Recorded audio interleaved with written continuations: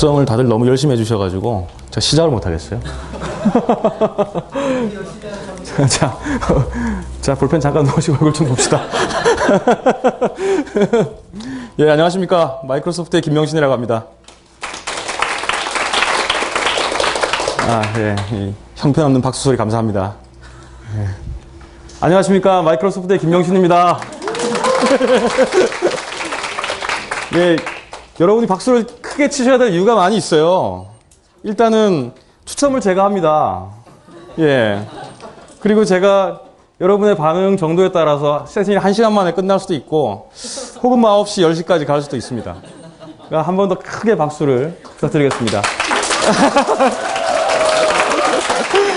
감사합니다. 예, 오늘 제가 이 세션에서 다룰 내용은요, 윈도우즈 애저 프로그래밍과 관련된 내용입니다. 여러분의 참석 정도를 봤을 때 모든 분들이 프로그램에 엄청난 관심을 가지고 있으신 걸로 생각이, 부정의 눈빛인데? 생각이 듭니다. 근데 사실 뭐 프로그램에 대해서 크게 관심이 없으셔서도 그 옆에 동료가 뭐 프로그램을 지원한다는데 어떤 걸 도대체 하는지 한번 좀 알아보시는 것도 좋은 기회가 되겠죠. 그리고 사실은 뭐 CSS 엔지니어 분들은 다 마찬가지겠습니다만 여러분들이 지원하는 그 제품이 바로 마이크로소프트 R&D에서 프로그래밍을 통해서 완성되는 거지 않습니까? 그래서 프로그래밍이란 것을 뭐 직접적으로 하지 않으셔도 좀 간접적으로 체험을 통해서 여러분 지원에 좀 도움이 되실 수도 있다라고 생각이 듭니다. PT는 제가 제일 화려하지 않을까 싶은데 내용이 없는 PT들이 보통 화려합니다. 한번 보시죠. 앞서 이제 강세현 부장님, 저희 팀의 강세현 부장님께서 윈도우즈 애저 플랫폼에 대해서 한번 쭉 설명을 해주셨죠. 근데 한 번 더 짚어보고요. 그리고 비주얼 스튜디오 2010, 저희가 이제 개발 도구가 비주얼 스튜디오 2010 하나밖에 없잖아요. 달랑 하나입니다. 요거 하나 좀 알아보고, 그리고 윈도우 애저 개발에 필요한 SDK에 대해서 좀 알아보고요. 그리고 앞서 박상준 부장이 보여줬습니다만 매니지먼트 포탈에 데이터베이스가 아니라 어플리케이션 개발과 관련된 피처들을 좀 살펴보도록 하겠습니다. 그리고 이제 뒤쪽은 왕창 코딩입니다. 다른 분들은 다들 이제 말씀을 잘 하시니까 입으로 먹고 사는데 저는 이게 말이 안 되니까 손으로 먹고 살겠습니다. 그래서 날 코딩을 좀 할 생각인데요. 사실 데모에서 이 금기 시대 있잖아요. 날 코딩이라는 게. 그죠? 다 컷 앤 페이스트 해놓고 시간 되면 이제 딱 붙여넣기 하는 뭐 그렇게 해야 되는데 제가 윈도우 애저가 안정적이라는데 정말 안정적인지 한번 보겠습니다. 예. 사이트가 안 된다거나 이러면 거짓말한 거죠, 지금까지 다. 보시죠. 저는 이제 윈도우 애저를 가장 최근에 뭐 이 세션을 준비하면서 쭉 살펴봤었는데요. 이 애저를 공부하면서 느끼는 것은 이 윈도우 애저 플랫폼이라는 것이 마치 레고와 같다는 느낌을 많이 받았습니다. 기존에 여러분들이 이제 온프레미스의 개발 환경, 개발, 뭐랄까요, 어떤 인프라스트럭처를 보면, 사실은 내 마음대로 마구 만들 수는 있죠. 비즈니스에 맞도록. 차력과 같이 내 마음대로 만들 수 있습니다. 하드웨어 도입부터 내 마음대로 할 수 있잖아요. 메모리를, 예를 들어 뭐 2기가가 좀 부족하다 싶으면 4기가 또는 10기가, 20기가 내 마음대로 다 할 수 있고요. 혹은 뭐 20.5기가, 예, 불가능할 것 같습니다. 어쨌든 그렇게도 할 수 있고요. 하지만 이제 좀 불편한 부분도 있습니다. 왜냐하면, 장인들 같은 경우는 이 차력으로 멋있는 모양을 만들 수는 있겠지만, 사실은 그에 대해서 차력의 어떤 성질을 완벽하게 이해하지 못하거나, 예술적인 감각이 없다 그러면 차력으로 모양을 만들어낸 것이 쉽지는 않죠. 하지만 이제 윈도우 애저를 제가 공부를 해보니까, 기존의 온프레미스의 개발 환경과 다른 것이, 마치 레고와 같은 느낌을 많이 받습니다. 그래서 레고는 뭐 2살, 3살짜리 꼬마들도 쉽게 뚝딱뚝딱 붙여서 만들죠, 그죠? 예. 쉽게 만들 수 있고, 또 한편으로 쉽게 허물어버릴 수도 있고, 혹은 보관했다가 필요에 따라서 내가 막 블럭을 붙여서 더 멋있는 걸 만들 수도 있고, 뭐 그런 느낌을 봤을 때 좀 레고와 비슷하지 않나, 이런 느낌을 많이 받았습니다. 예. 다음 좀 보시죠. 앞서 이제 계속 인프라스트럭처 애저 서비스, 뭐 플랫폼 애저 서비스, 또는 소프트웨어 애저 서비스 이런 것들을 쭉 얘기를 했습니다만은 과연 결국 이제 윈도우 애저 혹은 마이크로소프트의 클라우드 기술을 기업 내에서 도입하는 가장 근본적인 배경이 뭐겠습니까? 뭐 관리하기 쉽다. 혹은 뭐 운영 비용이 적게 든다. 그리고 플렉서빌리티가 있다. 하이 어베일러빌리티다. 뭐 등등 좀 많은데 가장 근본적인 원인은 운영 비용이 아닌가라는 생각이 듭니다. 그래서 이 운영 비용과 관련돼서 그래프를 제가 좀 확인을 해봤는데요. 이 피지컬 머신에 비해서 버추얼 머신을 사용하거나 혹은 이아스, 파스 쪽을 사용하게 되면 점점 더 운영 비용이 가장 낮아지는 쪽으로 수렴하게 됩니다. 역시 내용이 없는 PT는 화려합니다. 그죠? 예, 여러분의 머릿속에 좀 이렇지 않기를 좀 기대해 봅니다. 이 마이크로소프트 클라우드와 관련된 기술들은 굉장히 복잡한 용어들의 모임입니다. 뭐가 뭔지를 모를 정도로 상당히 복잡한데요. 이걸 좀 간략하게 좀 어떤 체계를 가지고 정리할 수 있으면 혼돈이 덜하지 않을까 싶어서 몇 개 PT를 준비했거든요. 빨리빨리 넘어가면서 알아보겠습니다. 예. 그 노드라고 하면은 용어는 윈도우 애저 환경에서의 컴퓨터 그 자체입니다. 하드웨어입니다. 그리고 그 하드웨어의 구성은 가장 밑단에 하이퍼V가 있고요. 그리고 게스트 OS로 사용되는 현재로는 2008 R2 64비트 OS가 올라갑니다. 그리고 뭔지 모르겠지만 애저의 대빵이라고 하는 패브릭 컨트롤러와 통신을 하는 패브릭 에이전트라는 소프트웨어가 하나가 올라가 있고요. 그리고 컴퓨터만 덜렁 있으면 뭐 하겠습니까? 어플리케이션이 수행돼야죠. 사용자가 개발한 어플리케이션들이 그 위에 올라가는 구도입니다. 그래서 노드라고 하시면은 머릿속으로 그냥 컴퓨터를 상상하시면 되겠습니다. 이제는 세 가지 정도 용어가 나오는데요. 패브릭입니다. 여러분이 패브릭 윈도우 애저를 배우러 들어오시기 전까지 패브릭 그러면 하나 생각나는 게 있죠. 소파밖에 생각이 안 나죠. 네? 패브릭 소파. 저희는 가죽을 좋아하는데 얘네들은 패브릭을 좋아합니다. 패브릭이라 그러면은 앞서 보여드렸던 그 컴퓨터 이외에 스위치 장비, 파이어월, UPS, 기타 네트워크, 전기, 혹은 순행식이라 그러면 물, 이런 것들을 합해서 전체 환경을 패브릭이다. 이렇게 보시면 되겠습니다. 그리고 그 패브릭을 말 그대로 관장하는, 제어하는 역할을 하는 것이 패브릭 컨트롤러죠. 좀 와닿으신가요? 패브릭 컨트롤러, 패브릭이죠. 그리고 패브릭 컨트롤러와 패브릭들을 다 합하면 결국 뭐가 되냐면 윈도우 애저다. 이렇게 부를 수가 있습니다. 그래서 이제 용어들이 쫙 나오죠. 윈도우 애저 컴퓨터니, 윈도우 애저 스토리지니, 윈도우 애저 앱 패브릭이니, 기타 등등 쭉 나옵니다. 그죠? 그것은 결국 앞쪽에 윈도우 애저라는 단어가 붙어 있으니까, 이것이 뭔지는 모르겠지만, 윈도우 애저 환경에서 수행되는 그 무엇이구나. 이렇게 생각을 하시면 되겠습니다. 그래서 윈도우 애저 컴퓨터는, 이 컴퓨터는 계산하다잖아요. 그죠? 뭔가 윈도우 애저를 이용해서 프로그램을 수행하기 위한 거구나. 이렇게 생각하시면 되겠고, 윈도우 애저 스토리지다 그러면, 저장하는 공간이구나. 그리고 윈도우 애저 앱 패브릭, 별로 와닿지는 않습니다만, 윈도우 애저 앱 패브릭이다 그러면, 윈도우 애저 환경에서 무언가와 통신을 하기 위한 기술이구나. 혹은 통신을 하기 위해서는 보안의 레벨이 필요하니까 뭔가 인증도 필요하겠다. 혹은 데이터 송수신의 캐싱 기능도 할 수 있겠다. 라고 머릿속으로 그려보시면 되겠습니다. 마지막에 이제 가장 큰 대빵, 윈도우 애저 플랫폼입니다. 너무 길기 때문에 이걸 줄여서 그냥 애저라고 말씀하시는 분도 있어요. 지금 앞서 살펴보셨던 윈도우 애저의 컴퓨터 스토리지, 앱 패브릭, 기타 등등 다 합해가지고 마이크로소프트가 윈도우 애저라는 이름으로 제공하는 모든 것이 바로 윈도우 애저 플랫폼이다. 라고 보시면 될 것 같습니다. 머릿속에 팍팍 꽂히셔야 되는데 이제 다 알아야 됩니다. 모르시면 제가 지금까지 얘기했던 게 다 헛방이죠. 노드 하면 컴퓨터, 그죠? 패브릭 그러면은 뭔가 스위치 장비, UPS 다 합해서, 네트워크 다 합해서 말했죠. 패브릭 컨트롤러, 그 녀석을 제어하는 녀석이다. 에이전트는 뭔가 제어하는 녀석과 통신하기 위한 소프트웨어다. 컨트롤러, 대빵이다. 그죠? 그리고 윈도우 애저 그러면 아까도 말씀드렸죠. 윈도우 애저의 각각의 기능들, 컴퓨터, 스토리지, 앱 패브릭. 그리고 SQL 애저는 조금 다른 레벨일 수 있겠습니다만 어쨌든 그 클라우드 환경 내에서 돌아가는 SQL의 기능을 하는 그 무엇이다. 그리고 애저 마켓플레이스 말씀을 드리지 않았습니다만은 이건 이제 윈도우 애저 상에서 수행되는 데이터 혹은 소프트웨어에 관한 말 그대로 시장이죠. 그래서 그것을 팔 수 있는 그런 역할을 하는 겁니다. 그리고 가장 마지막으로 윈도우 애저 플랫폼 혹은 애저라고 불리는 겁니다. 그래서 용어들이 중구난방으로 사실은 쓰긴 씁니다. 윈도우 애저 플랫폼이라고 말을 해야 될 때 그냥 윈도우 애저라고 말을 하기도 하고 또 패브릭 컨트롤러라고 할 때 그냥 컨트롤러라고 말을 하기도 하죠. 하지만 용어들을 조금 머릿속에 정리해 두시면 나중에 공부하실 때 좀 도움이 되실 것 같습니다. 두 번 보니까 식상한가요? 이제 개발과 관련된 얘기를 좀 드리겠습니다.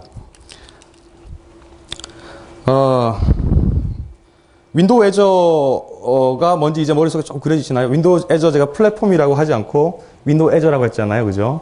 그러니까 윈도우즈 전체 다 안 하고 아주 일부에 관한 개발만 할 생각입니다. 윈도우 에저 SDK가 일단 윈도우 에저 개발을 위해서는 필요하죠. 마이크로소프트가 제공해주는 SDK들은 참 재미난 게 있습니다. 뭐 대부분의 SDK가 비주얼 스튜디오와 같은 개발 툴을 필요로 하지 않습니다. 예, 좀 의외인가요? 그래서 윈도우 에저 SDK만 있으면 사실은 윈도우 에저에서 돌아가는 어플리케이션을 개발하실 수가 있어요. 비근한 예를 하나 들어보죠. C샵으로 여러분 이제 개발을 많이 하시잖아요. 비주얼 스튜디오가 필요할까요? 필요 없습니다. 왜 필요 없냐 하니 여러분이 공짜로 다운로드 받을 수 있는 .NET 프레임워크 안에 C샵 컴파일러가 이미 들어 있습니다. 그래서 .NET 프레임워크 설치하고 노트패드로 열심히 작업을 하신 다음에 그리고 .NET 프레임워크 안에 들어있는 C샵 컴파일러로 컴파일해서 수행하시면 되죠. 하지만 이 드래그 앤 드롭을 통해서 뭐 그 흔한 드래그 앤 드롭도 못하고 더블 클릭을 통해서 이벤트 핸들러를 달지 못하죠. 그럼 이제 밖에 나가서 이런 얘기를 하면 사람들이 그럼 비주얼 스튜디오 안 사도 되겠네. 이렇게 얘기할 거잖아요. 여러분들 그렇게 얘기하시면 안 됩니다. 비주얼 스튜디오가 반드시 필요하다고 얘기하셔야 됩니다. 사실은 SDK만 깔면 프로그램을 개발할 수 있어요 라는 얘기는 제 생각에는 숟가락으로 4대 강공사를 할 수 있다. 이거에 비슷한 예가 되겠습니다. 그래서 혹시 전화를 하셔서 누군가가 야 윈도우에서 개발하려는데 뭐가 필요하냐 하면 비주얼 스튜디오가 필요하다라고 얘기를 하시면 되고 왜 필요한데라고 물어보시면 숟가락과 4대 강공사를 떠올려서 설명을 해주시면 되겠습니다. 예. 그리고 그 다음에 좀 필요한 것이 윈도우 에저 툴 포 마이크로소프트 비주얼 스튜디오인데요. 뭐 이름은 무지하게 깁니다만은 이게 뭐 하는 거냐면 윈도우 에저 SDK 설치하고 비주얼 스튜디오 설치하면 둘 사이에 상관관계가 없잖아요. 그죠?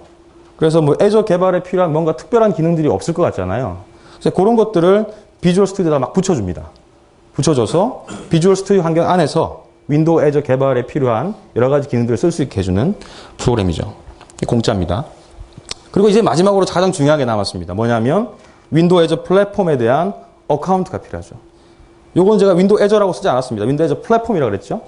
그죠? 윈도우 에저 플랫폼에 관한 계정이 필요합니다. 요게 있어야지만 개발해서 뭔가 올려보고 테스트도 해볼 거 아니에요. 그죠? 반드시 필요합니다. 근데 참 좋은 소식입니다. 2011년 9월 30일인가요?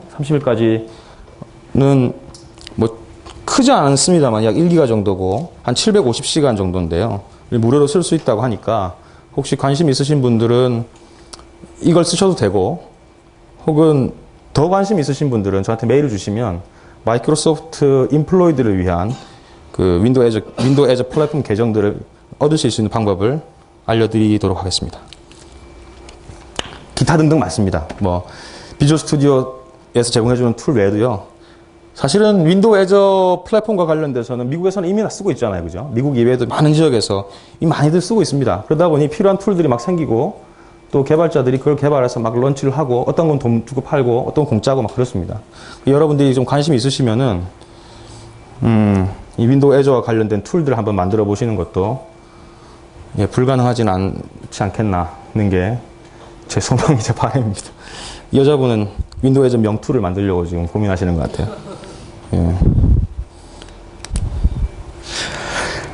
데모입니다. 사정없이 데모입니다. 저는 뭐 데모를 하면 되지 뭐 PT 별 안 중요하죠.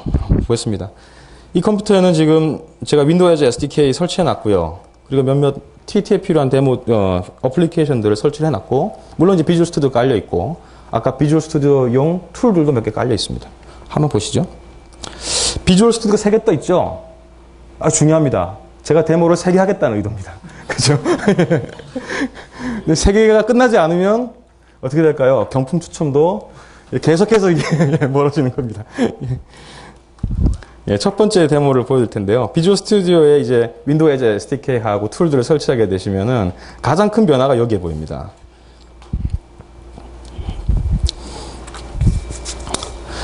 자, 잘 보이시는지 모르겠는데 C샵에 보면 요게 하나 보이죠? 조금 키워볼까요? 윈도우 에저 프로젝트 라는 게 생깁니다. 그래서 윈도우 에저에서 돌아가는 프로그램을 개발하기 위해서는 이 템플릿을 그대로 쓰시면 됩니다. 간단하죠? 또 하나의 차이점이 있는데 일단 요거를 한번 만들어 보죠. 윈도우 에저 프로젝트를 제가 이 techfair. 좀 키워서 입력을 하는 게 편하겠죠?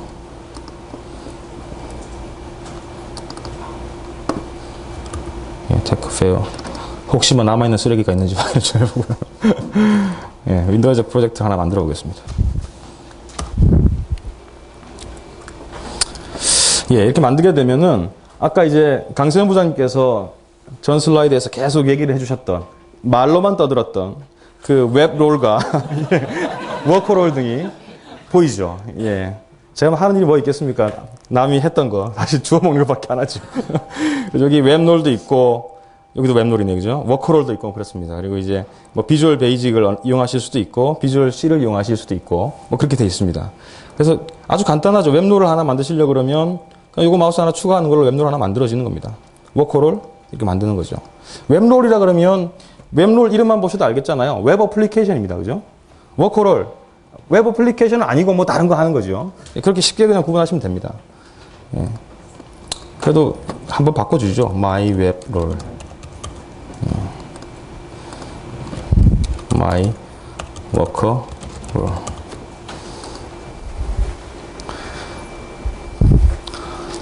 예, 이렇게 하면 뭐가 추가가 막 되죠, 그죠? 볼까요?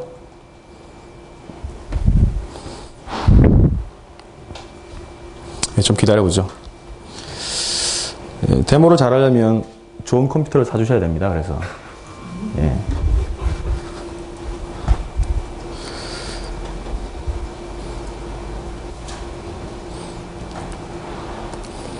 네, 한번 보시죠. 쫙 줄여서 한 3가지 정도의 부류가 나뉘는데요. 솔루션 안에 이 3가지의 프로젝트가 들어있습니다. 제일 위에 있는 거는 보시면은 My Web Role이라고 해서 웹 어플리케이션에 지금 만들어져 있는 걸 보실 수 있고요. 두 번째는 워커롤이 있고요. 마지막 하나는 뭐냐면 이제 배포를 위한 프로젝트입니다. 엄청 쉽죠? 웹롤 한번 볼까요? 웹롤 열어보시면 뭐 좀 보이시나요? 뭔가 해볼 수 있는 것 같죠, 그죠? 보시면 Welcome to ASP.NET 있는데 뭐 싹 지우고 저희 뭐 프로그램 실력이라는 게 별거 없습니다. 이렇게 해서 Welcome to Microsoft Tech Fair 쓰죠. 예. 더 이상 프로그램을 못하죠. 예. 워커롤도 한번 살짝 볼까요? 워커롤 보면 아무것도 없어요. 그죠? 이거 하나밖에 없습니다. 워커롤. 런 하나밖에 없는 걸로 봐서 수행되면 뭔가 수행될 것 같죠, 그죠? 이거 내비둡시다. 예. 그리고 빌드를 한번 해보시면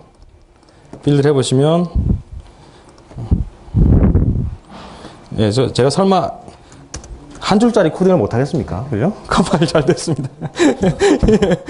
예. 그리고 이제 배포를 만약에 하시겠다 하고 그러시면은 여기서 이제 퍼블리싱이라는 메뉴가 있어요. 퍼블리시라는 걸 누르게 되면 이런 뭐 메뉴가 나오는데 일단 오케이 한번 눌러보죠. 오케이 누르면 조금 전에 컴파일 했었던 실행 파일 있죠? 뭐 DLL이든 EXE든 뭐든 그런 것들이 이렇게 나오게 됩니다. 그래서 두 가지 파일인데 이게 CS-PKG라고 돼 있잖아요. 사실은 이게 뭐냐면 이 찝이랑 확장자가 똑같아요. 아니죠. 포맷이 똑같아요. 그래서 내용을 한번 들여다보시려면 찝으로 바꿔가지고 내용을 확인해 보실 수도 있어요. 여기서 뭐 봐도 모르겠지만 한번 봅시다. 궁금하잖아요, 그죠? 열어보시면 뭐 들어있죠, 그죠? 네.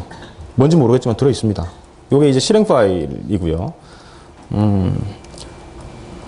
그리고 패키지라고 CS config라고 되어 있는데 이건 config 파일이거든요. 얘는 열어보면 XML로 구성되어 있는 컨피그레이션 정보가 있습니다. 요거에 대해서는 좀 이따가 다시 한번 알아보기로 하겠습니다. 예. 지금 제가 윈도우 애저 프로그램 하나를 만든 거예요. 기쁘시지 않습니까? 수행되는 모습도 한번 보죠. 비주얼 스튜디오와 윈도우 애저 SDK를 설치하시게 되면 우리가 윈도우 애저의 플랫폼에 계정이 없어도 로컬 머신에서 에뮬레이션하고 테스트해 보실 수 있는 방법들을 다 제공을 합니다. 그래서 F4를 누르시면은 뭔가 모르겠지만 컴퓨터에서 무슨 서비스들을 막 올려서 수행할 수 있는 환경들을 만들어줍니다. 조금 이거 지켜보기를 하고요. PT를 다시 돌아가겠습니다.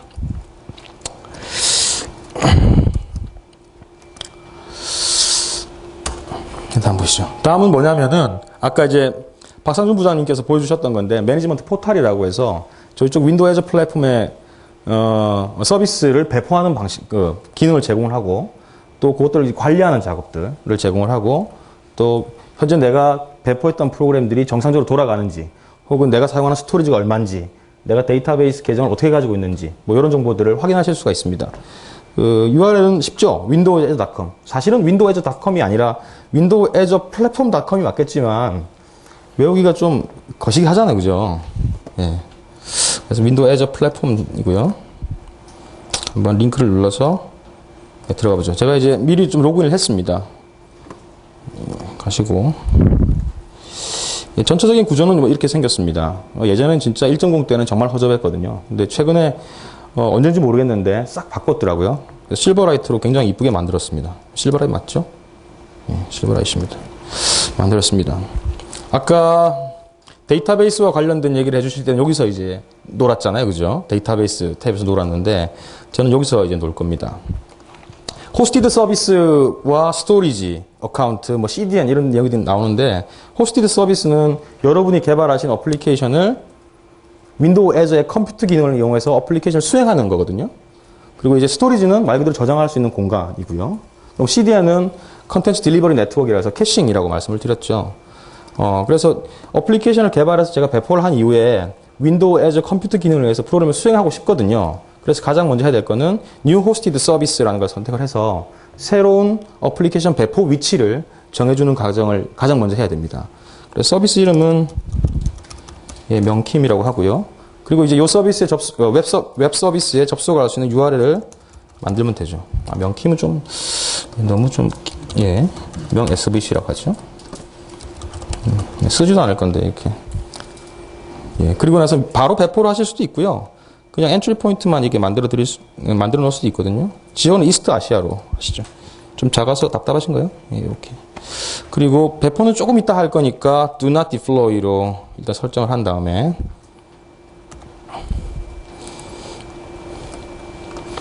OK를 하나 만들어 보죠.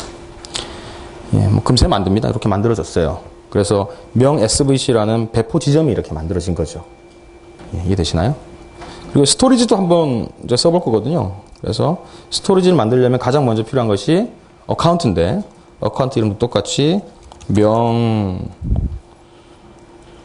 뭐라고 할까요? 명 스토리지라고 하죠. 마찬가지로 이스트 아시아 쪽에다가 명 스토리지가 있다는 얘기 아닌가요? already been, exist 있네요. 명 STO까지만 하죠. 이렇게 만드시면 금세 만듭니다. 만들어졌습니다. 그래서 이 배포 지점이 만들어졌고요. 이제 아까 바빴던 비주얼 스튜디오를 한번 돌아가 보죠. 뭔가 다 된 것 같죠?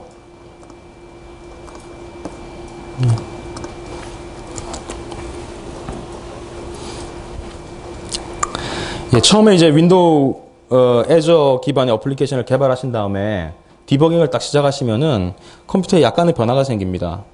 어떤 변화가 생기냐면 요 밑에 보시면 여기 이렇게 생긴 거 있죠? 요게 올라와요. 요게 하는 역할은 뭐냐면은 그 윈도우 애저에서 기본적으로 가장 핵심이라고 할 수 있는 컴퓨터 기능하고 이 스토리지 기능을 개발자 머신에서 에뮬레이션 할 수 있는 기능을 제공합니다.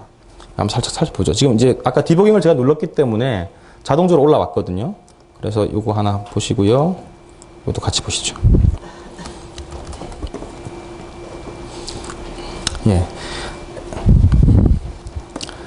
자, 보시면 아까 제가 개발한 프로그램이 MyWebRoll하고 MyWorkerRoll이었잖아요. 그죠? MyWebRoll이 지금 올라왔다는 거를 확인하실 수가 있습니다. 뭔지 모르겠지만 뭔가 수행되고 있는 것 같죠? MyWorkerRoll도 마찬가지로 이렇게 수행이 되고 있는 것을 알 수 있습니다. 그리고 이게 바로 제가 만든 Welcome to Microsoft TechPair라는 프로그램이 완성된 거죠. 자, 그 다음 해볼 것은 지금 이렇게 개발자가 제가 지금 혼신의 힘을 다해서 지금 웹롤을 만들었잖아요. 그죠? 한 줄짜리 코드 만들었잖아요. 이거 이제 어떻게 해야 되나요? 배포해야 되잖아요. 그죠? 배포해야 되죠? 그러면 아까 여기서 뭐 오른쪽 버튼 누르니까 이 퍼블리시가 나왔는데, 디버깅 스탑 하고요. 이렇게 했더니 파일이 두 개가 나왔었잖아요. 기억나시죠? 아까 집으로 제가 바꿔서 살짝 보여드렸던 이 파일이 두 개 나왔죠. 이 두 개를 이용하면 바로 올려서 예, 하실 수가 있습니다. 여기서 자 올려보죠. 예, 어딨나요?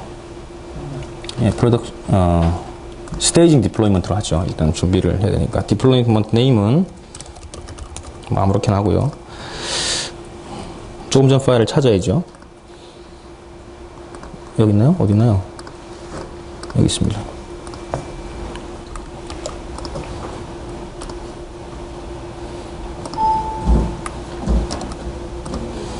예. 처음에 패키지 하나 붙여 넣으시고, 그 다음에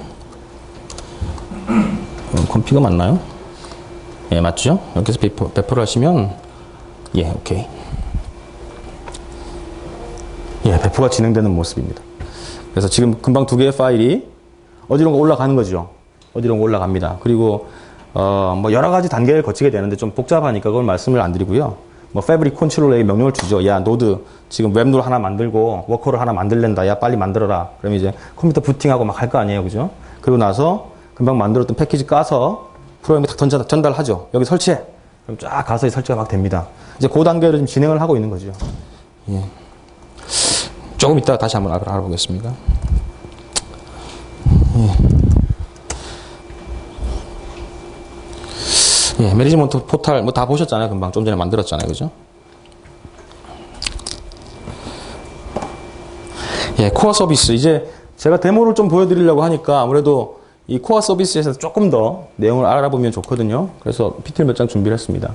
뭐 가장 먼저 스토리지 서비스가 접근하기가 가장 쉽죠. 그래서 뭐 스토리지 서비스 별건 아닙니다. 우리가 클라우드 세상에다가 저장할 수 있는 공간들을 마련해 주는 거거든요.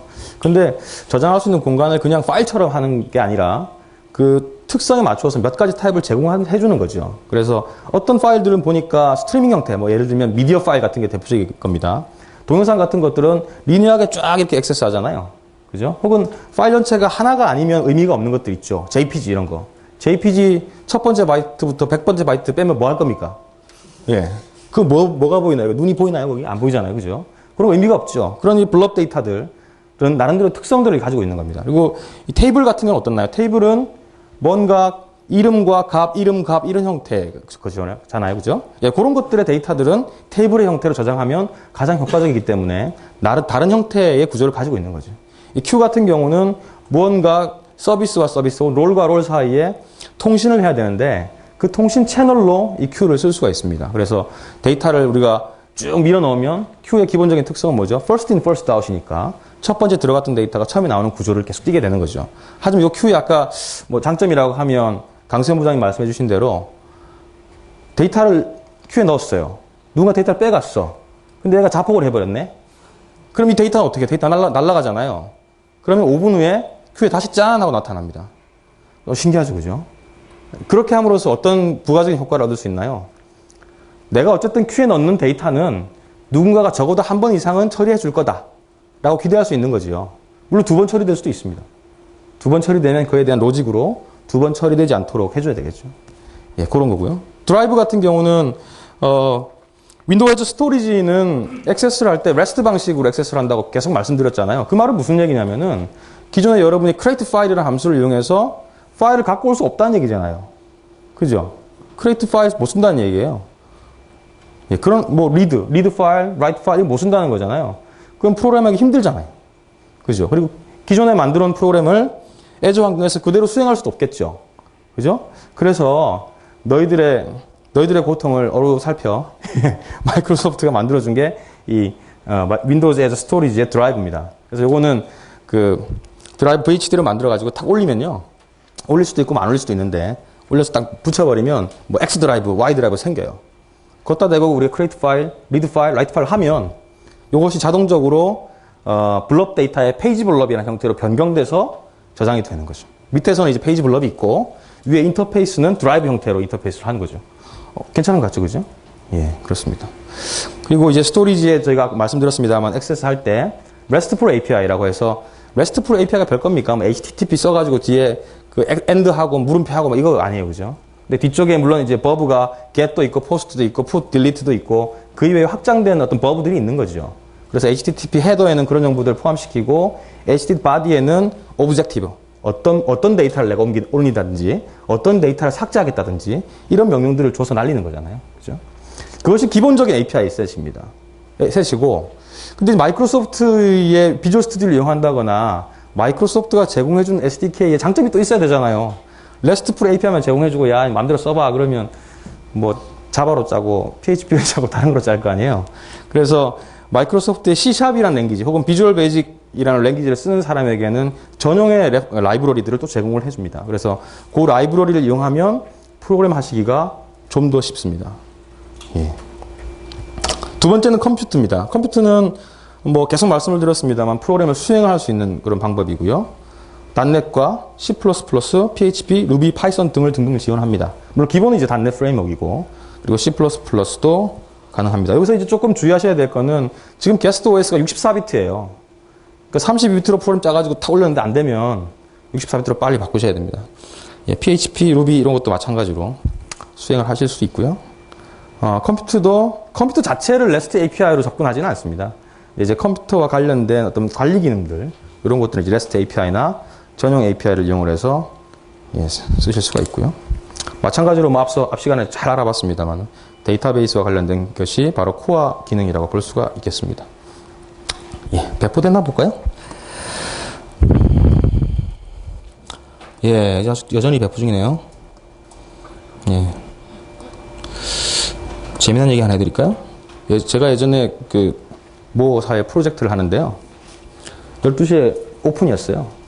오픈을 딱 했는데 5초 만에 팍 죽는 거예요. CPU가 100 탁 치면서 죽어버리는 거예요. 뭐 그런 일 많죠, 그죠? 그랬더니 관리자가 그 위에 사장님이 야 뭐야로 나갔어요. 그 밑에 이사들이 난리가 났죠. 야, 도대체 뭐 어떻게 되는 거야? 그 협력업체 직원들이 전화를 막 때리더라고요.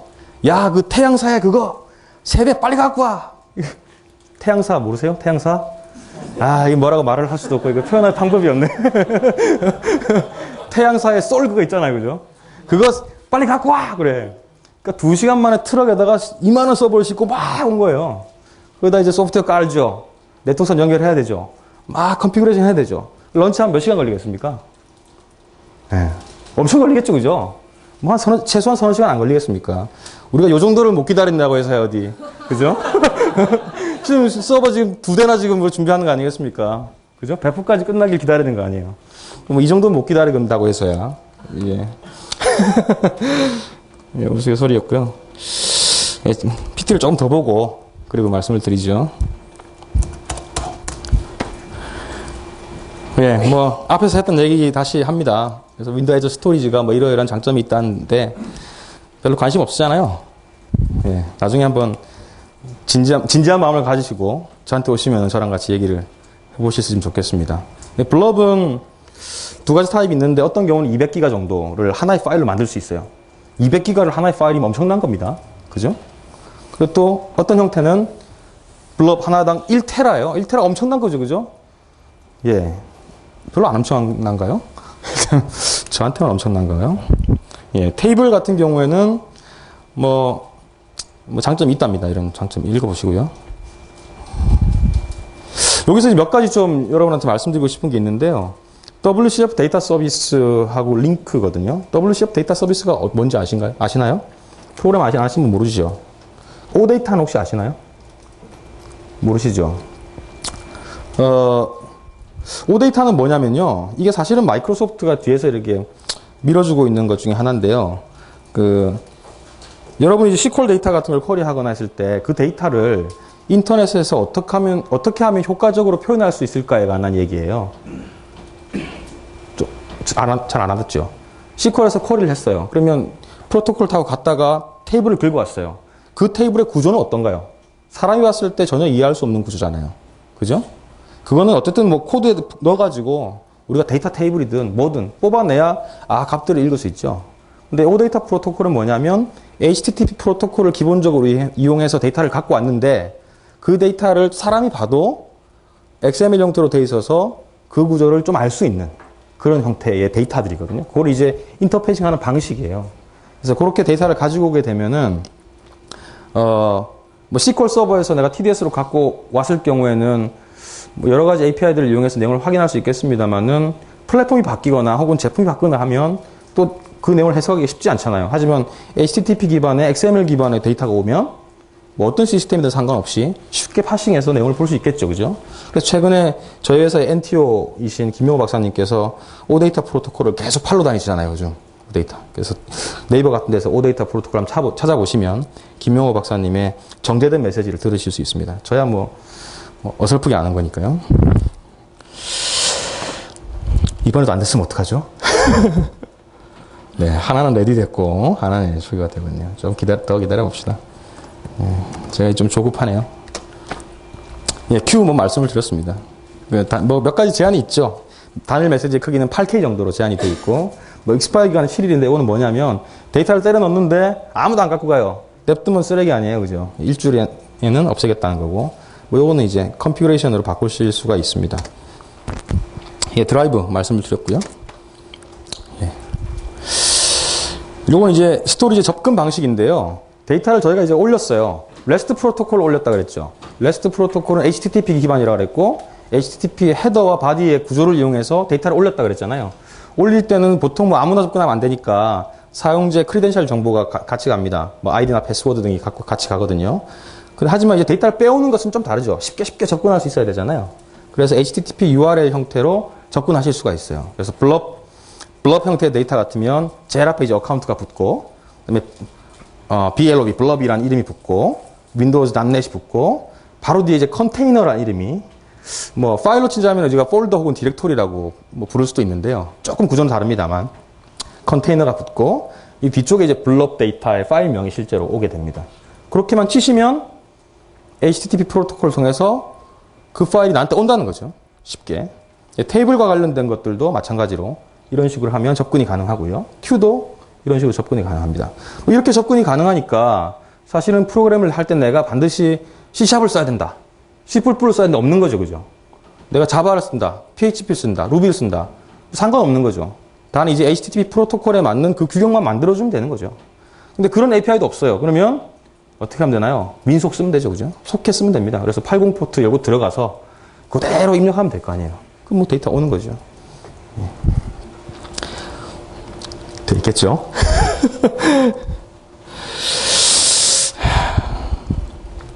예.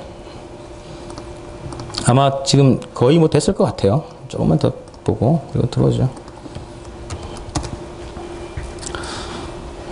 예, 스토리지 유형 개발인데요. 스토리지 유형 개발 먼저 하겠습니다.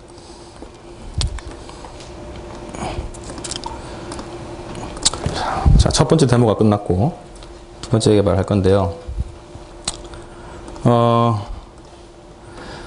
좀 전에 말씀을 드린 것처럼, 윈도우 웨저 스토리지는 뭐 어떤 형태의 어플리케이션이든 그걸 쓸 수 있어요. 그래서 제가 지금 만들어 볼 거는 그 WPF를 이용을 해서 파일을 업로드하고 그 파일을 다시 다운로드해서 보여주는 예제를 한번 만들어 볼 것 같습니다. 이제부터는 좀 정신 집중이 필요하죠. 네. C샵을 선택하시고 윈도우를 선택하신 다음에 WPF를 선택하고요. 뭐 데모 1이라고 하나 데모 2죠. 데모 2로 만들어 보겠습니다.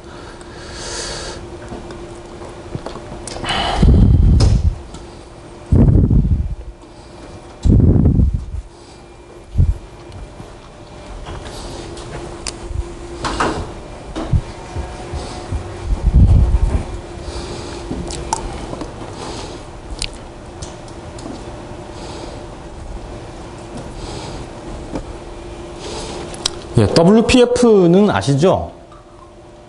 아, 예. 감사합니다. 아무 반응 없는 거. 예. 예, .NET 프레임워크 4.0, 기본적으로 이제 클라이언트 프로파일로 되어 있기 때문에 .NET 프레임워크 4.0으로 타겟을 좀 바꿀게요. 예. WPF는 마이크로소프트의 뭐 차세대도 아닙니다. 지금 유저 인터페이스를 담당하는 일종의 뭐 하부 구조이면서 동시에 프로그래밍 방식인데요. 이거는 이제 마치 저희가 HTML 태그를 이용해서 프로그램을 하는 것처럼 제멀이라고 표준화되어 있는 방식으로 유저 인터페이스를 디스크립션 할 수가 있습니다. 제가 파일을 업로드 한다 그랬으니까 일단 가장 먼저 할 게 파일을 선택하는 거겠죠. 버튼 하나 달고 그 버튼 아래에서 파일을 이렇게 선택할 수 있도록 기능을 좀 넣어 보겠습니다. 가장 먼저 할게요. 스택 패널을 좀 달아가지고, 스택 패널을 이렇게 쌓아두는 거거든요. 스택 패널을 좀 두 개를 만들, 하나는 이제 버튼을 배치할 곳이고, 나머지 한 곳은 전체 왁구를 좀 만드는 밑입니다. 먼저 이 버튼을 보시죠. 버튼을 만들려면 되게 쉬워요. 마치 HTML처럼 버튼, 업로드. 이렇게 하면 위에 보이시나요? 업로드 버튼이 만들어졌죠.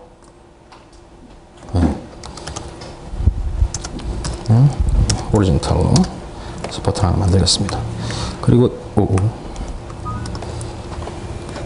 이 버튼에 대한 이벤트 핸들러를 만들어야 되죠. 그래서 클릭하면 이 이벤트 핸들러를 호출하도록 만듭니다.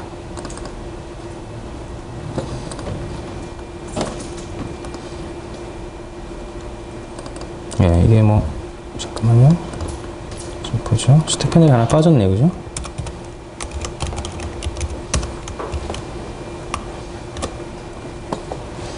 그리고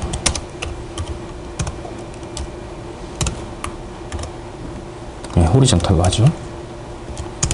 네, 버튼이 하나 만들어졌죠. 그 다음에 이 버튼을 누르면 이제 뭘 할 거냐면은 파일을 이제 업로드를 해야 되니까 가장 먼저 파일을 선택해야 되잖아요. 이거는 마이크로소프트의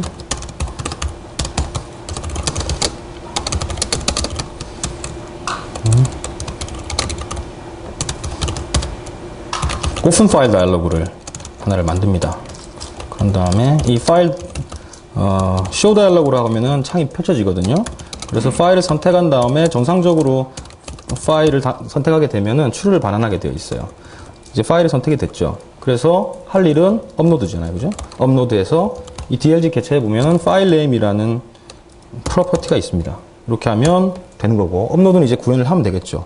근데 업로드 구현 안 했잖아요. 비주얼 스튜디오 장점 중에 하나가 이렇게 구현 안 한 메소드에 오른 마우스를 클릭하신 다음에 리팩, 그다음에 제너레이트를 하시면 자동으로 업로드라는 걸 만들어주죠. 예, 굉장히 쉽습니다. 예, 그리고 이제부터 윈도우 애저 스토리지를 써야 되니까 윈도우 애저 스토리지 전용의 API를 한번 먼저 써볼게요. 그래서 레퍼런스를 하신 다음에 어디에 있냐면 애저로 까시게 되면 C 드라이브에 프로그램 파일스에 윈도우즈 애저 SDK라는 폴더가 생기고요. 여기를 들어가 보시면 열려라 참깨 1.4 지금 최신 버전 1.4입니다. 레퍼런스 하시고 스토리지와 관련된 부분이 이제 스토리지 클라이언트거든요. 이걸 선택하시면 이제 레퍼런싱이 됩니다. 예. 그리고는 네임스페이스 두 개를 윈도우즈 애저 넣고요. 글자 잘 보이시죠? 제가 조정을 하긴 했는데 예, 마이크로소프트 윈도우 애저의 스토리지 클라이언트 이렇게 만듭니다. 이제 업로드를 구현해야 되죠. 파일명은 필요 왔으니까, 그죠? 자, 어떻게 업로드를 할까? 몇 가지 절차가 있습니다만 가장 먼저 해야 될 게 우리가 이제 스토리지 클라우드 스토리지 어카운트라는 걸 만들어야 됩니다. 이 어카운트는 업로드는 아무나 하면 안 되잖아요, 그죠? 그래서 사용자 어떤 정보들을 필요로 하거든요. 그래서 new 클라우드 스토리지 어카운트 이제 크리덴셜 정보를 필요로 하거든요. 그래서 new 어카운트 어딨나요? 예, 키 이렇게 여기다가 이제 어카운트 이름 여기다 넣고요. 이름 하나 넣고요. 그리고 이제 어카운트별로 스토리지 접근할 때 해시 밸류를 하나 필요하거든요. 일종 키 같은 겁니다. 여기 필요합니다. 그리고 여기다 나중에 좀 이따 입력을 하죠. 그리고 HTTP를 사용할 것인가, PS를 사용할 것인가 여부인데 뭐 HTTPS는 별로 관심이 없습니다. 여기인가요? 예, 이렇게 하면 이 어카운트가 만들어졌습니다. 이제 어카운트를 가지고는 뭐 할 거냐면은 블럽이라고 그랬잖아요. 그죠? 블럽을 만들 겁니다. create cloud blob client라는 걸 만들게 되는데요. 얘가 리턴 값이 뭐냐면은 cloud blob client예요. 그래서 정확하게 하자 그러면 cloud blob client 이렇게 써야 되잖아요. 근데 뭐 오른쪽과 왼쪽이 어차피 똑같은 건데 굳이 제가 이거 쓸 이유가 없잖아요. 그죠? 제가 알면 얘도 알아야죠. 그래서 이렇게만 쓰시면 됩니다. 그러면 예, 자동적으로 클라이언트는 클라우드 블럭 클라이언트 타입이 됩니다. 예. 이제 클라이언트를 받았으니까 그 다음 할 일은 뭐냐면은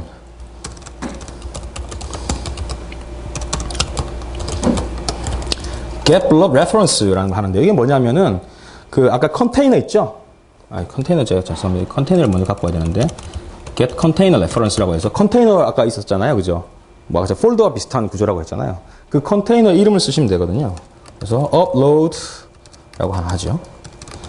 마찬가지로 이렇게 하시면 뭐 컨테이너가 들어올 것 같은데 타입은 이미 알고 있으니까 이렇게 쓰시면 되고요. 그 컨테이너가 처음에 있을 수도 있고 없을 수도 있잖아요. 그죠? 업로드 이제 처음 저희가 접근할 때는 없을 거 아니에요. 그때 만들어야 되고 있을 때는 오픈해야 되죠. 그래서 create if not exist 이렇게 해서 컨테이너를 있을 때는 그거 쓰고 없을 때는 만들게 됩니다. 그리고 이제 컨테이너에 대해서 액세스할 수 있는 권한을 설정해야 되는데요. 권한 설정은 뭐 여러 가지 방식이 있습니다. 누구든지 들어와서 파일을 봐라 이렇게 할 수도 있고 제한된 사용자들만 볼 수 있게 해다 이렇게 할 수 있는데요. 지금은 그냥 제한 없이 아무나 다 볼 수 있도록 한번 만들어 보죠. 예, 들어오는 게 블럭 컨테이너 퍼미션인데 new 블럭 컨테이너 퍼미션 하시고 퍼블릭 이렇게 쓰기가 좀 복잡한가요? 복잡해 보이네요, 그죠? 그냥 public access equal 컨테이너 타입의 컨테이너 예, 이렇게 하시면 잠깐만요. 맞죠? 예. 좀 맞추죠. 이렇게 하면 이제 컨테이너에 누구나 다 접근할 수 있도록 구조가 됐습니다. 이제 할 게 뭐 있나요? 이제는 파일을 뭐 어떻게든 올려야 될 거 아니에요? 올릴 때 무슨 파일 이름으로 올리겠느냐 정해야 되니까 .get block reference라고 해서 이제 올릴 이름을 정해야 됩니다. 아까 올릴 이름 받아왔죠? 우리 파라미터 P로 받아왔잖아요. 근데 저기에는 풀 패스가 있단 말이에요. 그러니까 앞에 패스는 빼고 진짜 파일명만 빼놔야 되거든요. 그래서 system.io.pass 해서 이걸 써서 get file name 하신 다음에 넘어온 P를 이렇게 쓰시면 진짜 파일 부분만 이렇게 빼줍니다. 마찬가지로 이렇게 해서요. 블럭 이렇게 하시죠. 근데 뭐 이렇게 프로그램을 짜는 사람 나쁜 사람입니다. 이렇게 P 이렇게 하면 이게 무슨 의미인지 알 수가 없잖아요. 그죠? 그래서 비주얼 스튜디오 아주 좋은 기능을 이용해서 오른 마우스를 클릭하신 다음에 refactor rename을 해서 file name 이렇게 하시면 여기도 바뀌었지만 위에도 같이 바뀝니다. 그래서 일관성 있게 프로그램을 하실 수 있죠. 야, 이제 다 왔습니다. 블럭을 지금 리모트에 있는 블럭을 어디다가 올리겠다는 정보글을 다 만들어 놓은 거예요. 그죠? 그리고 파일 네임도 있죠. 지금 보내야 될 거. 그럼 이제 블럭 되게 간단합니다. 블럭 upload file. upload 파일 올리겠다는 거죠. 그런 다음에 금방 왔던 파일 네임을 예, 올려주시면 다 올라갔습니다. 그런 다음에 이제 확인을 위해서 메시지 박다 show를 해서 올라간 데이터의 URL 정보를 좀 보여둘래? URL에 URL에 toString 해서 화면에 떼면 됩니다. 예. 요걸 수행하시기 전에 먼저 아까 올렸던 거 한번 다시 확인해 보시죠. 예, 레디 됐습니다. 예. 축하합니다. 예, 한번 보시죠.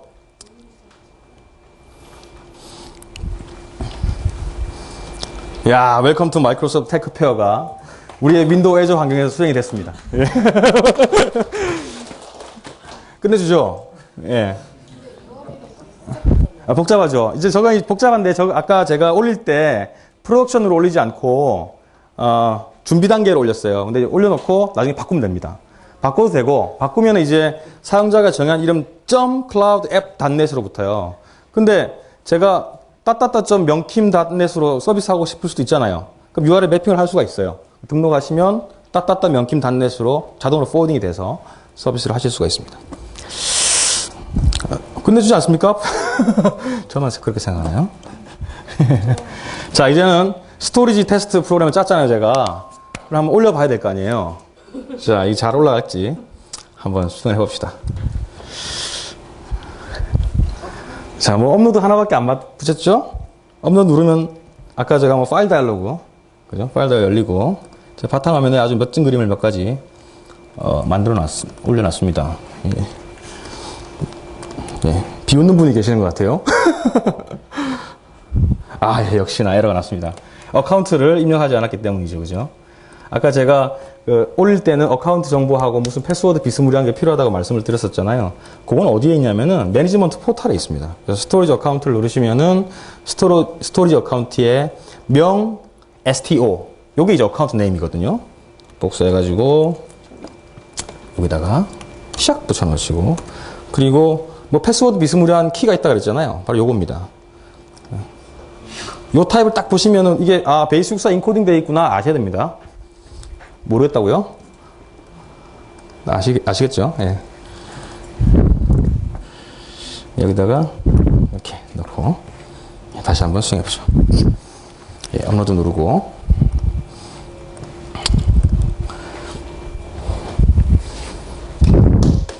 예, 올라갔네요. 예?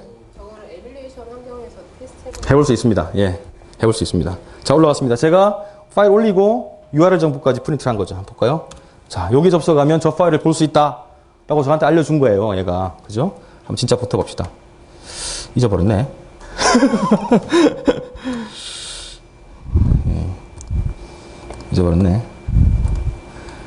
예. http 뭐였죠? 한번 봅시다.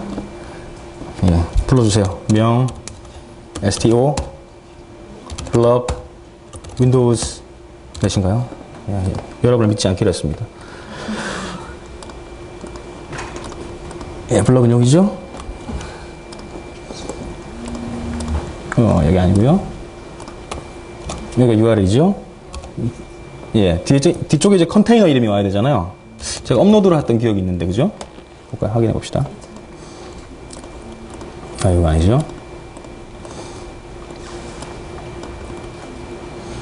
컨테이너 이름은 예, 업로드가 맞습니다. 그리고 올렸던 파일의 이름은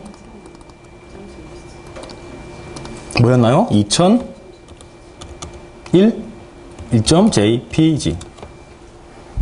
예, 나왔죠. 예. 예. 박수를 가장 많이 받는 스피커가 아닐까 싶습니다. 예. 예. 다음으로 이제, 근데 올리긴 올렸는데, 뭘 올렸는지를 알아야 될 거 아니에요. 그죠? 그러니까, 올린 데이터의 리스트를 좀 뽑아보면 좋겠죠. 저희가 dir 친 것처럼 쫙 리스트업을 해보면, 그 중에만 파일을 선택해서 이렇게 볼 수 있으면 좋겠죠. 그것도 한번 해봅시다. 지금 제가 파일을 올릴 때, 어떻게 했나요? 파일 올릴 때 전용의 API를 썼다 그랬잖아요. 그죠? C샵으로 개발하거나 비주얼 베이직으로 개발했을 때에 전용 API를 쓰면 뭐한가 장점이 있다. 구체적인 내용은 좀 복잡하니까 나중에 예, 관심 있으신 분들 제가 말씀드리기로 하고요. 근데 저희가 아까 기존에는 뭐가 있다 그랬죠? RESTful API가 있다고 말씀드렸잖아요. 그죠? RESTful. 그걸 한번 써서 리스트를 한번 받아오려고 합니다.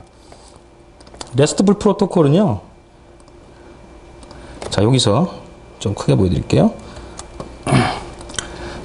자, 여기서 커맨드를 쓰시면 재미난 걸 보실 수가 있습니다. 이게 COMP는 이제 커맨드거든요.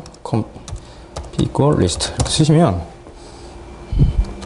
API XML 데이터가 출력이 되는데 이 XML 데이터가 담고 있는 내용은 뭐냐면 금방 제가 올렸던 파일 있죠.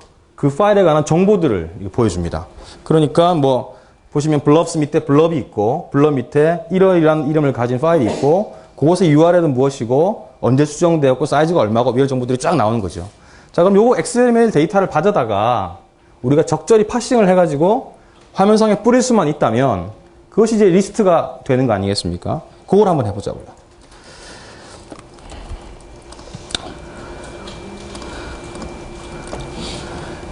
예, DB 뭐 그만하시고. 자, 여기다가 이제 버튼 하나 더 달죠. 버튼 클릭 클릭 하시고 예, 업데이트 뭐 이렇게 할까요? 업데이트 하시고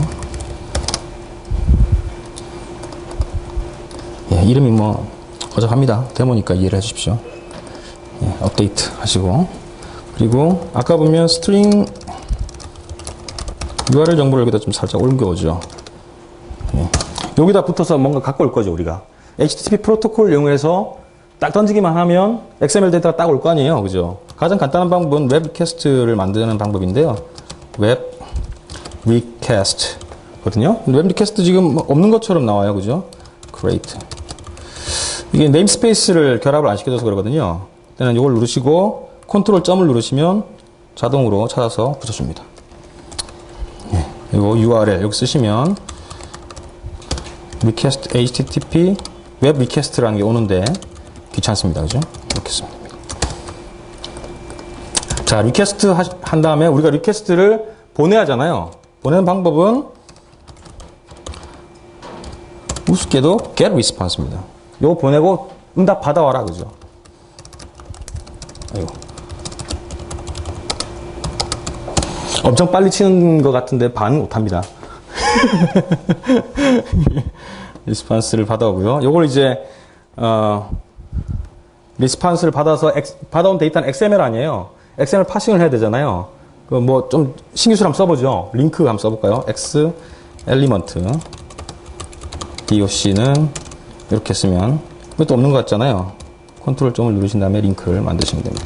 X 엘리먼트 load라고 쓰시면 여기에 이제 URL을 직접 줄 수도 있고 혹은 그 get response 스트림을 이용해서 바로 이렇게 할 수도 있거든요. 근데 URL 쓸 것 같으면 얘 필요 없습니다. 그죠? 이거 다 필요 없고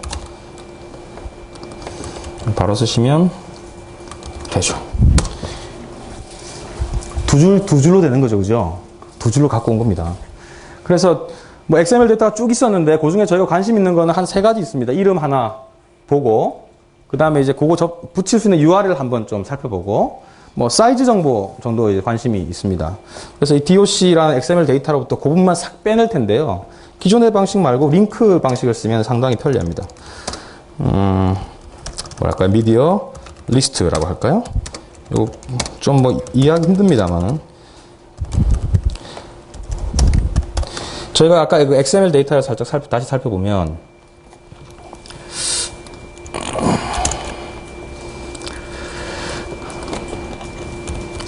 관심 있는 부분은 블럽이란 이름 밑에 있는 name하고 URL하고 사이즈잖아요. 그죠? 나머지는 뭐 관심 없잖아요. 그죠? 그러니까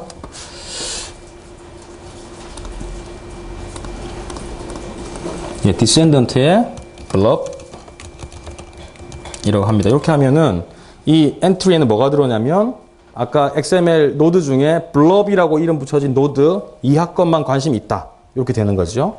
그런 다음에 우리가 셀렉트를 해올 텐데 자, 셀렉트를 해와서 네임하고 URL하고 사이즈를 뽑아가지고 그걸로 오브젝트를 만들고 그 오브젝트 리스트를 넣어주는 데까지 하려고 그래요. 그럼 전통적인 방식은 우리가 어떻게 해야 되냐면 클래스를 정해야죠. 클래스 정의해가지고 스트링으로 네임 정하고 뭐 스트링 타입으로 URL 정하고 혹은 뭐 인티저 타입으로 사이즈 정하고 혹은 롱 타입으로 정하고 그거에 대한 인스턴스를 만들고 프로퍼티 값을 설정해주고 리스트니까 또 뭐 다른 셋이나 또는 뭐 리스트나 어레이 등을 이용해서 다 추가를 해줘야 되잖아요. 이제 그런 작업들을 한 방에 할 수 있습니다. 해보겠습니다. 셀렉트 끄집어내고 새로운 오브젝트를 만들겠다. 근데 그 오브젝트는 어떻게 생겨먹었냐면 파일이라는 프로퍼티를 내부적으로 가지고 있다. 그리고 또 뭐 있나 URL 또 갖고 있고 그리고 또 사이즈를 갖고 있다.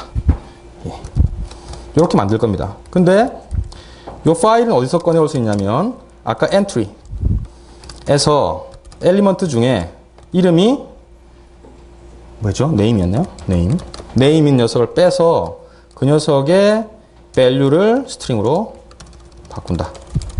뭐 이런 식이죠. 그래서 구조를 똑같이 써보겠습니다.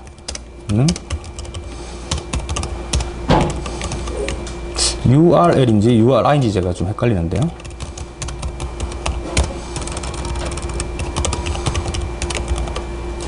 사이즈는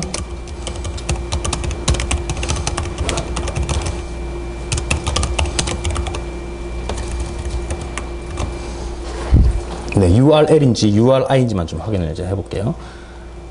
URL 맞습니다. name, size, 예, 됐습니다.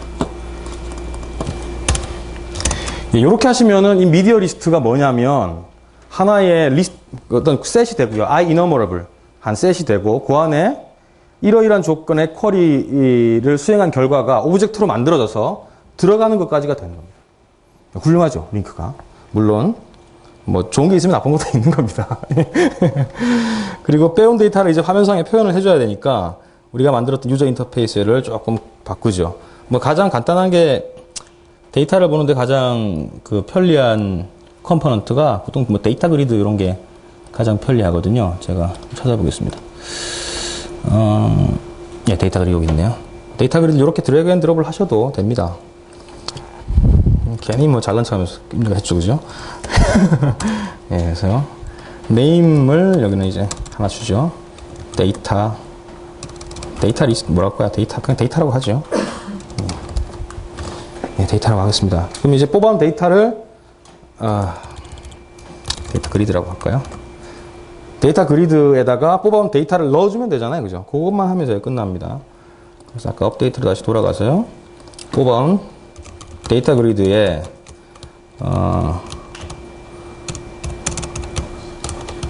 이거는 아이템스 죄송합니다. 이게 소스라고 해야 되는데 죄송합니다. 이 소스가 아이템 소스가 뽑아온 데이터 미디어 리스트에 투 리스트로 만들어서 넣어버리면 됩니다. 예, 한번 돌려보죠. 긴장되는 순간이죠. 파일을 뭐 하나만 더 올려보죠. 2개 정도 보면 좋으니까요, 그죠? 예, 파일이 2개가 올라갔고요. 데이터를 다 해보시면 예, 나왔죠. 보실까요? 식상해. 좀 파일이 아까 어떻게 만들었나요? 우리 링크 쿼리 이용해가지고 그죠? 파일 URL 사이즈만 탁 빼왔잖아요. XML에서 쿼리 딱 해서 그것만 테이블에 쫙 보여주는 겁니다. 괜찮았나요? 네. 이거 조금 더 수행해보죠. 조금만 더 좀 이쁘게 더 만들어보죠.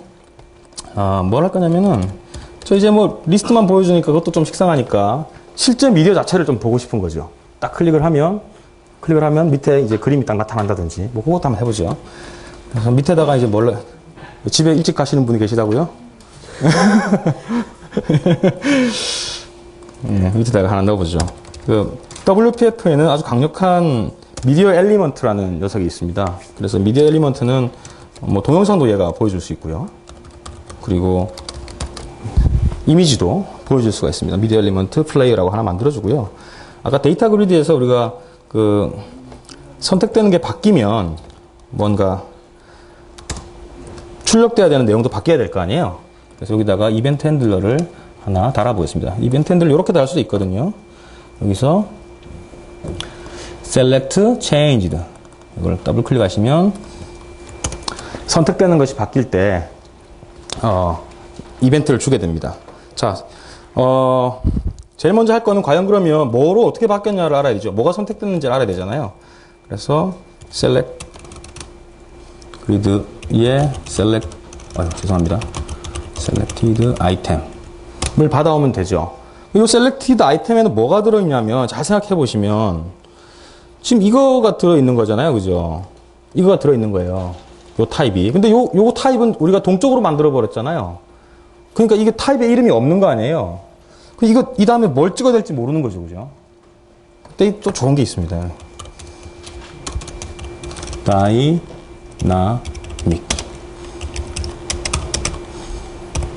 네, 이렇게 주시면 이제 뭐 별 관심 없으실지 모르겠습니다만 자바스크립트에 보면 저희가 타입 같은 거 뭐 신경 쓰지 않고 막 쓰잖아요. 그랑 똑같거든요. 그래서 OBJ에서 URL 정보를 이렇게 빼오실 수가 있습니다.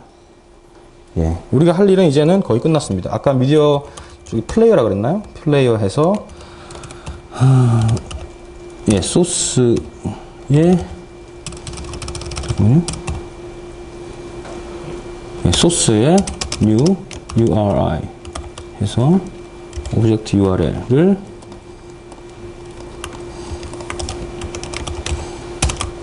넣으시면 됩니다. 그러면 이제 플레이어가 URL을 바꿔서 플레이를 해주죠.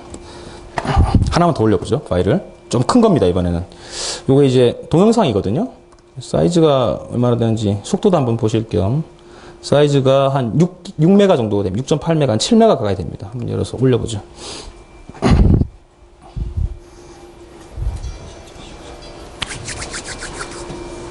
한국에 들어오면 더 빨라지겠죠, 그죠? 지금은 이제 좀 멀리 있습니다. 예, 올라갔습니다.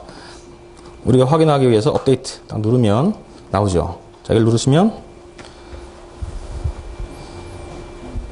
예, 2%가 나왔죠? 또 JPG 누르시면 데이터를 가져다가 화면상에 뿌려주겠죠. 예, 좀 느립니다. 감동이 없으니까 동영상으로. 예, 나와라 참깨. 스토리지가 만약에 100기가짜리를 올리면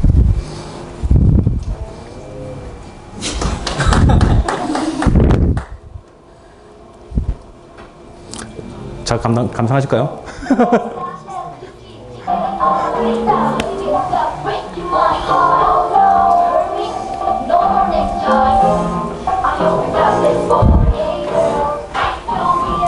아, 너무 집중하셔가지고 끊지를 못하겠네.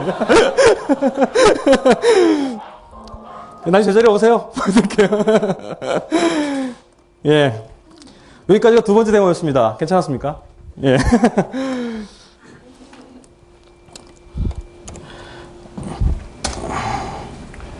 야, 벌써 제가 시간이 1시간이 훌쩍 넘었는데, 그래도 지루하지 않으시니까 제가 좋습니다. 윈도우즈 서버 모델은 아까 시간에도 말씀을 사실은 드렸어요. 근데 이제, 프로그램 실행 파일 말고 컨피그레이션 파일과 데피니션 파일이 있다라고 말씀을 드렸었거든요. 그래서 데피니션 파일과 컨피그레이션 파일에서 각각 어떤 역할들을 합니다. 그건 조금 이따가 제가 실제 데모를 통해서 보여드릴게요. 그 안에 어떤 정보들이 들어있는지를. 예, 이제 좀 식상하죠? 네, 넘어가겠습니다. 롤도 뭐 내용을 다 아십니다. 예, 버추얼 머신은 최근에 이제 업데이트가 되면서 한 두 가지 정도가 추가됐습니다. 엑스트라 스몰하고 엑스트라 라지가 추가되는데요. 엑스트라 라지 같은 경우는 저는 보지도 못한 컴퓨터입니다. 이거 CPU 8개짜리에 메모리 14기가에 스토리지가 2테라. 엄청나죠? 예, 이런 게 하나 새로 추가가 되었고요. 엑스트라 스몰은 뭐냐면 기본적으로 스몰부터 엑스트라 라지는 한 대의 머신에 한 대의 버추얼 머신입니다. 한 대의 머신에, 하드웨어 머신에 한 대의 버추얼 머신입니다. 근데 이제 경우에 따라서는 더 작은 것도 사실은 뭐 요구하는 사람이 있을 수 있겠죠. 그래서 엑스트라 스몰을 만들어서 한 대의 하드웨어 머신에다가 VM을 여러 개 호스팅해서 서비스하는 그런 형태도 제공을 하기 시작을 했습니다. 예, 이건 좀 복잡하니까 넘어가죠. 예, 윈도우 에즈 서비스 개발은 했던 걸로 대체하겠습니다. 제가 첫 번째 했던 개발이 뭐 아니겠습니까? 예. 예, 다음은 이제 SQL 애저 쪽에 개발을 할 건데요. SQL 애저를 이용한 개발입니다. 그래서 어플리케이션에서 SQL 애저에 올라가 있는 데이터를 긁어다가 뭐 보여주거나 뭐 하는 그런 역할들을 하는 프로그램 한번 만들어 볼 생각입니다.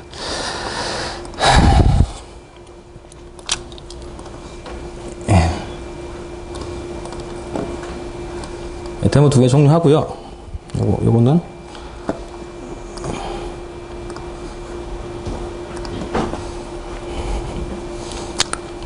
예, 마지막 데모입니다.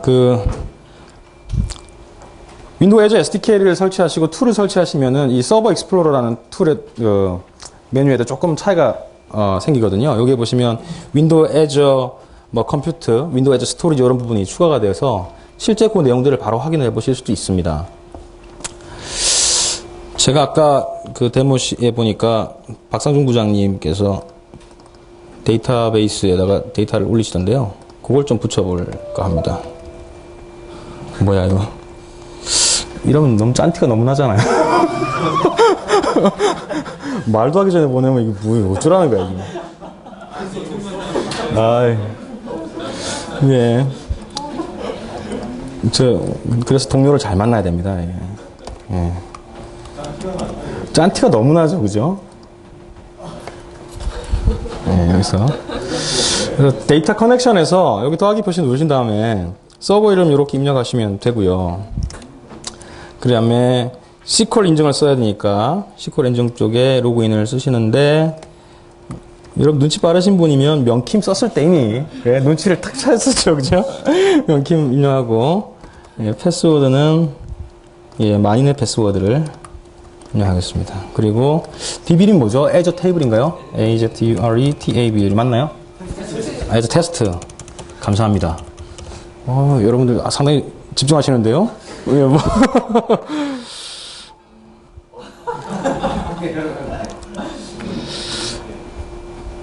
되는 건가요? 해보죠.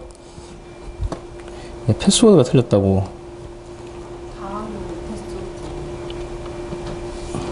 P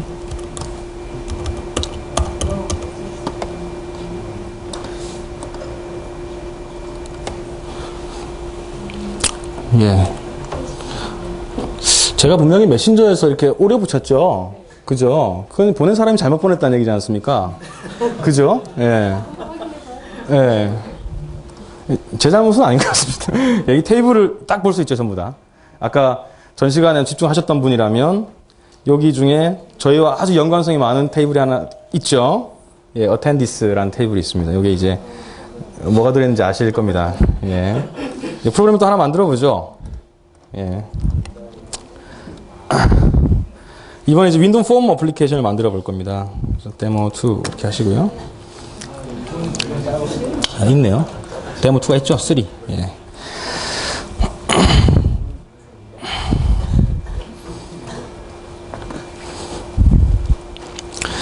네, 그 비주얼 스튜디오는 사실은 뭐 전통적으로 데이터베이스와 관련돼서는 굉장히 쉬운 개발 환경을 제공합니다. 그래서 뭐 SQL 서버뿐만 아니라 오라클 같은 경우에도 아주 쉽게 접근을 해서 유저 인터페이스 상에 출력하는 그런 기능들을 제공을 하거든요.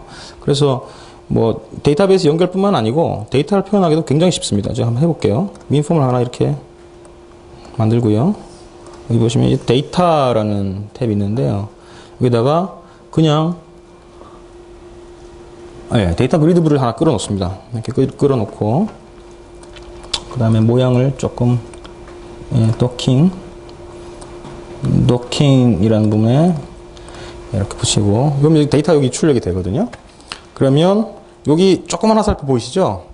누르신 다음에 데이터 프로젝트 데이터를 연결합니다. 데이터베이스 클릭하시고요. 넥스트.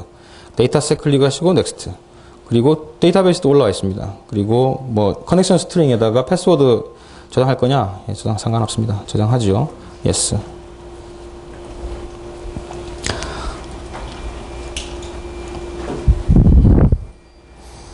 예, 그러면 리모트에 있는 데이터베이스 SQL Azure에서 데이터를 긁어 와서 쫙 보여주죠. 저희가 관심 있는 attendee 데이터 넥스트.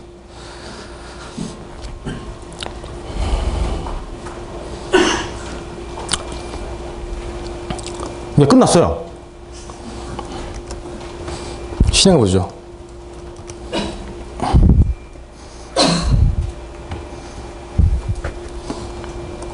네, 데이터가 쫙 출력됐죠, 그죠? 쭈르르르르르 있습니다. 예. 예. 여기서 끝날 게 아닙니다. 마각을 드러내야죠. 지금 그 데모는 여러분이 상당히 집중하셔야 될 필요가 있습니다. 예. 혹시 제가 로직상에 뭔가 꼼수를 쓴다거나, 예. 제가 당첨될 확률을 높일 가능성이 있기 때문에, 예. 상당히 집중을 하셔야 됩니다. 예. 저도 손이 떨립니다, 지금. 네. 자, 드로우 버튼을 누릅니다. 자, 이제 뭘 할 거냐면, 자, 사람이 한 300명 왔잖아요, 저희가, 그죠? 이 300명 중에 몇 명을 뽑아가지고 선물을 나눠줘야 될 거 아니에요, 그죠? 그래서, 뭐 컴퓨터는 의심하시지 않겠죠? 예. 제 손을 의심해도, 죄송합니다. 자, 랜덤에서 next를 할 텐데, 여기에 뭐가 와야 되냐면, 0부터 100까지면 100이라는 숫자가 오면 0부터 100 사이에 랜덤 값을 추출해 줍니다. 그러면 저희가 데이터베이스 갖고 와서 거기에 행이 몇 개 있는지 확인을 해야 되잖아요. 그죠? 그 데이터는 어디로 들어오냐면 실제로는 요 Azure 잘 안 보시나요? Azure 테스트 데이터 셋이라는 곳으로 데이터가 들어와요. 요 테이블 어댑터라는 녀석이 DB와 연결을 관장하는데 이 어댑터에서 쿼리문을 날린 다음에 그 결과를 데이터셋에 넣어줍니다. 그래서 데이터셋에 데이터가 들어가 있거든요.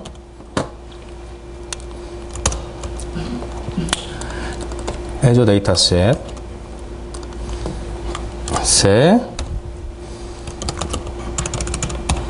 예, 테이블 이름이 뭐였나요? 애저 잠깐만요. 죄송합니다.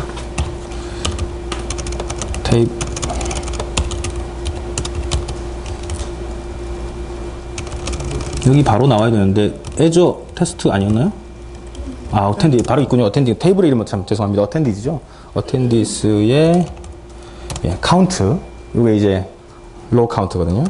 마이너스 1. 이렇게 하면 되죠. 여기에 숫자가 들어옵니다. 예, 제가 데모를 여러 번 진행했지만 지금처럼 집중하시는 건 또 처음 봤습니다. 예, 그 다음에 예? 예? 예. 애저 테스트 셋의 어텐디스 테이블에 있는 로우 중에 예, num을 예? 네. 데이터 로우 이렇게 하면 로우가 이제 하나가 딱 나오겠죠. 이제 로우 하나가 이제 나오는 거예요, 그죠? 로우에 뭐 로우에서 이제 값을 빼와야 되잖아요. 이 로우에 이렇게 하시면 이제 컬럼을 뽑을 수 있는데 저희가 이름이 몇 번째 컬럼에 있었죠? 두 번째 있었네, 그죠? 그러니까 1 이렇게 주시면 되고요. 1에 to string 하셔가지고 이거를 메시지 박스에 출력을 하시면 되겠죠. 예, 그렇게 하면 논리적인 모순이 있죠. 예, 중복이 될 수 있지 않습니까? 그래서 빼야죠, 그죠? 그래서 당첨된 사람은 예, 빼고 그리고 as accept change 이렇게 하시면 됩니다. 뭐 몇 가지 방법이 있는데요. 이렇게만 하겠습니다. 자, 수행이 잘 돼야지만 이게 뭐 경품 추첨에 이용하도록 할지 말지 할 수 있으니까 될지 안 될지부터 보죠. 지금 이제 뽑히신 분들은 소위 말하는 꽝이 되겠습니다. 아, 예. 예. 아, 물론. 제가 프로그램을 죽이고 다시 시작하면, 예, 당첨이 되실 수도 있습니다. 그죠? 아, 잘 되죠. 그죠? 잘 되는 것만 확인할 겁니다. 예. 예. 예. 자, 됐습니다. 자, 이건 조금 이따 쓰기로 하고요. 예. 가슴 떨리시나요? 지금 저 애저 프로그래밍 공부하는 시간입니다.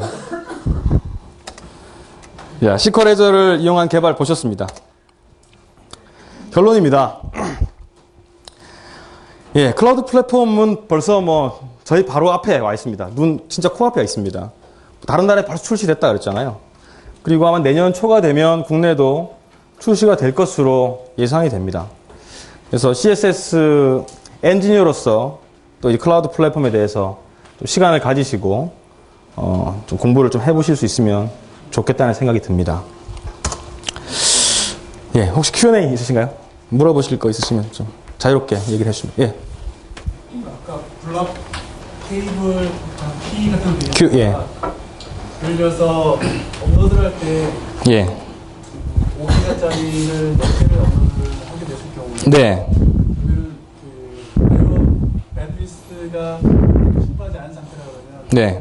그냥 행이 걸릴 거거든요. 예. 그런 거를 모니터링 할 수 있는 방법이 글쎄요, 모니터링은 잘 모르겠어요. 기본적으로 잘 모르겠는데, 5기가, 뭐 50기가 이런 걸 올리게 되면 가장 먼저 문제가 나는 게 뭐냐면, HTTP 리퀘스트 타임아웃입니다. 저희가 보통 리퀘스트 같은 경우는 90초 정도로 정해져 있잖아요. HTTP 리퀘스트 타임아웃이 가장 먼저 발생을 하죠. 그래서 어떻게 해야 되냐면, 100기가를 올리겠다 그러면, 이걸 쫙 쪼개야 됩니다.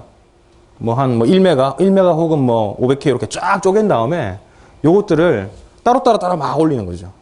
따로따로 딱 막 올리고 나서, 다 올리고 나면, 제가 그 다음에 이제 다 올렸다라는 정보를 착 올립니다.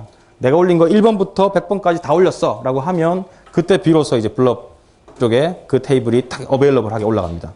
그래서 모니터링은 제가 잘 모르겠어요. 모르겠지만 기본적으로 아주 큰 사이즈의 데이터를 올릴 때는 그렇게 쪼개는 작업들이 필요한데 아까 전용의 API의 장점 중에 하나가 또 바로 그거예요. 전용의 API들 쓰시면은 그런 작업들을 자동으로 해줄 뿐더러 또 CPU의 개수에 맞추어서 스레드를 생성한 다음에 그 스레드가 동시에 파일의 일부분들을 잡고 같이 올려줍니다. 예, 그런 작업들을 해줍니다. 네, 또 예, 제 세션은 여기까지입니다. 감사합니다.